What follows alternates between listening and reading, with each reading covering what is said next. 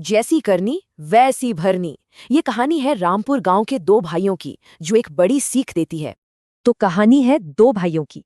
दोनों के स्वभाव एक दूसरे से एकदम जुदा थे। एक था बड़ा भाई बनवारी, अमीर लेकिन लालची, और दूसरा छोटा भाई हरिया, गरीब पर बेहद ईमानदार। अब बनवारी की नजर ना हरिया के उस छोटे से उपजाऊ खेत पर थी। वो उसे हड़पना चाहता था। तो उसने हरिया के सामने एक चालाकी भरा सौदा रखा, उसकी मजबूरी का फायदा उठाने के लिए। हरिया बेचारा पढ़ना लिखना जानता नहीं था। वो बनवारी की चाल में फंस गया और कर दिए दस्तखत। और जल्द ही हरिया को कड़वी सच्चाई पता चली। जिस खेत के लिए उसने सब कुछ गंवाया वो तो बंजर निकला। जब हरिया ने बात की तो बनवारी ने कागज दिखाकर उसे पुलिस की धमकी दे डाली। अब हरिया के पास ना जमीन थी ना पैसा, ऊपर से बेटे की कॉलेज की फीस की चिंता अलग। जब इस धोखे की खबर बेटे सुरेश को मिली तो वो शहर से एक जबरदस्त योजना लेकर लौटा।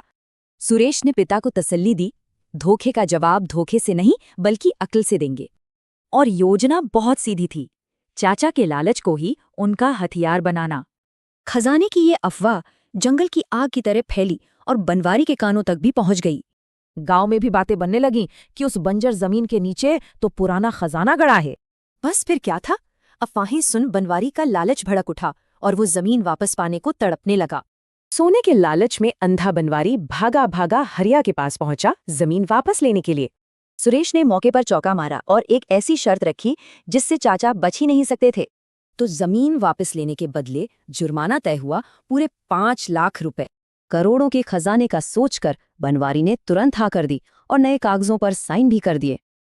और सौदा पक्का होते ही बनवारी उस खजाने की खोज में जुट गया जो असल में था ही नहीं।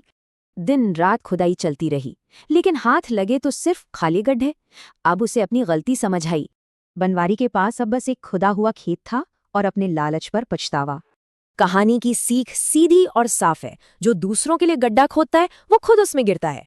तो सवाल यह है, क्या वाकई अक्लमंदी धोखे से ज्यादा ताकतवर है?